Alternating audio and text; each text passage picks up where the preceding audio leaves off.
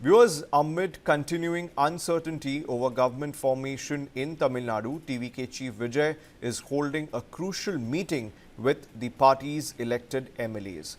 Now, party leaders have arrived at the TVK headquarters in Panaiyur, Chennai, where all MLAs elected were asked to report this morning. Now, viewers, this meeting comes at a critical time with the party still short of the majority mark and negotiations for support continuing behind the scenes. And Vijay is expected to hold detailed discussions with the newly elected legislators on the next course of action and the evolving political situation. Now, the Chief Minister-elect is also likely to brief MLAs on the latest developments surrounding government formation while urging the party to remain united during this crucial phase. Now, viewers, the gathering is being closely watched as speculation continues over the timing of the swearing-in ceremony and the final numbers backing the TVK government. Now, viewers, I'm being joined by my colleague Thoya Zakshi Shekhar. Now, Thoya, what is the latest update and are we looking at the flow test? Well, of course, that is the only way ahead, to do the formation of the government, Sabya. But aim the ongoing political developments in Tamil Nadu, where security arrangements as the residence of TVK Chief Vijay is were reportedly scaled down with the additional police request. So Vijay himself has opted out the security and the convoy which was given to him as and the high level security, as he is not ready to prove the majority. So now that where he has stated that until he proves the majority and until the swearing ceremony, he will not be needing the convoy. That is why he has opted it out as of now. In another key development, where VCK has deferred its high-level committee meeting that was scheduled to take place tomorrow, where sources also indicate that the meeting is now likely to be held the day after tomorrow, after the CPI and CPM take a decision regarding the current political situation in the state. But now that Vijay had reportedly sought permission of VCK's two MLAs as a part of effort to secure the numbers, for the government formation. As per you see that now that Vijay, who is having 113 seats and 11 more seats required to, form the government, you see, in fact, as a fact, now that Congress is fully supporting TVK, to form the government with having 5 seats in their hand. Now, meanwhile, the TVK has maintained that it has emerged as a single largest party in Tamil Nadu and asserted that it's necessary, to form the government. Now that party sources also stated that TVK is prepared to constitute the Council of Ministers with Vijay as Chief Minister and prove Well, viewers, its majority on the floor. well, Thoya, I'll request you to stay connected with me. Now, viewers, I'm being also joined by PDT Achari, former Secretary General Lok Sabha and constitutional expert. Thank you so much, sir. Sir, TVK has 108 seats and short of the 118 majority.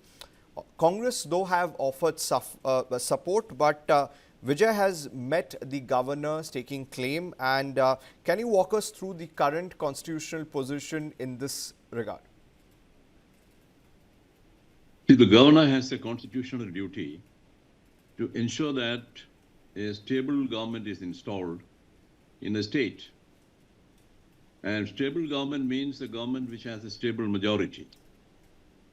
Now, creating a majority is the job of politicians, political parties, to be exact.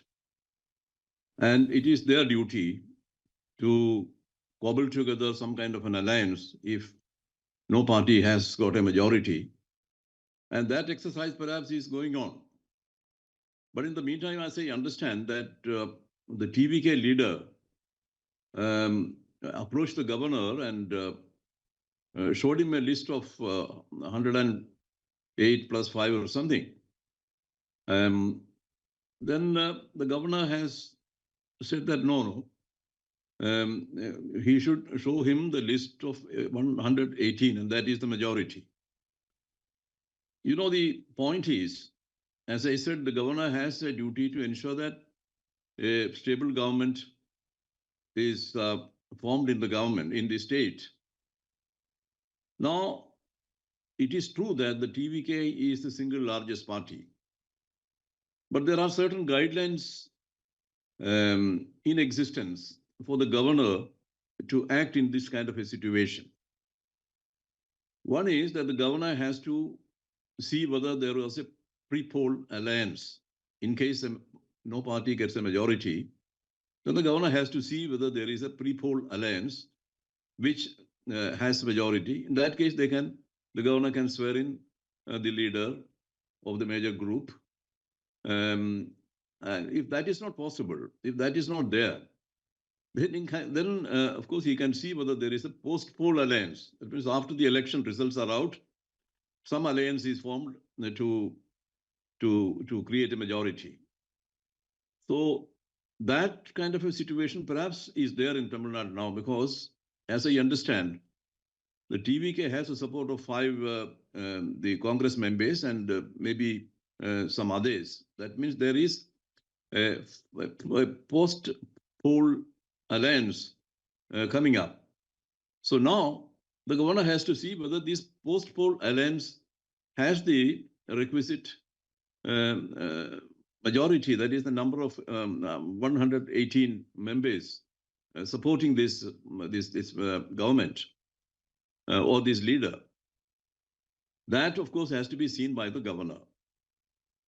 See, the point is, of course, there is a little controversy about the action of the governor in not accepting the claim of the TVK when he has not actually produced a majority or has shown a majority list.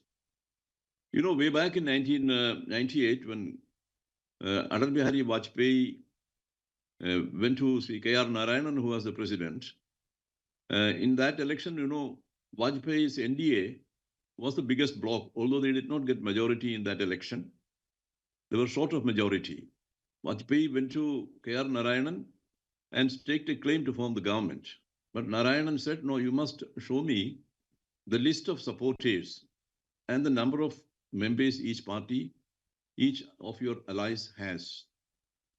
And after that, Mr. Vajpayee went back and then ultimately brought a list of members who formed a majority, and then he was sworn in.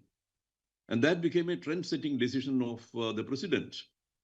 So same thing is perhaps being done by the governor of Tamil Nadu, Mr. Arlekar, because he also wants to see whether TVK leader enjoys majority support in the House.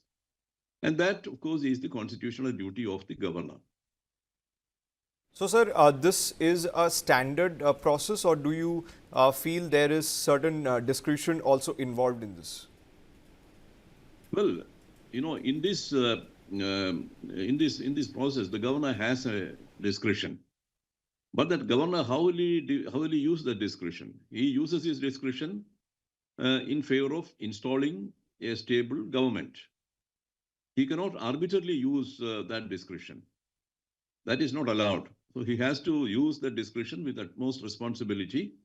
And as I have already said, that a stable government has to be formed, and that is his responsibility. And therefore, he has to see whether the TVK has the support of 118 members of the assembly. Sir, if the governor invites Vijay to form the government, does Vijay need to prove the majority on the floor of the House immediately, or can he take oath first and then face a trust vote within a reasonable time? Well, if the governor is satisfied that TVK leader can form a stable government, then he can swear him in as the chief minister and the other ministers, and ask him to prove his majority, and the governor can set the date for the assembly to meet, and then ask the governor, ask the chief minister to prove his majority on the floor of the house. What happens if the rivals emerge? Suppose I'm giving you example DMK plus AIA, DMK or the others.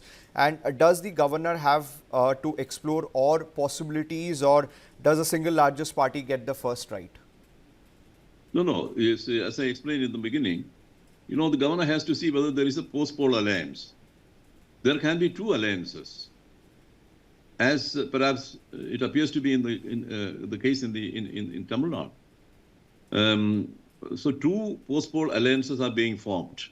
In that case, the governor has to weigh the two alliances and see which alliance can form a stable government.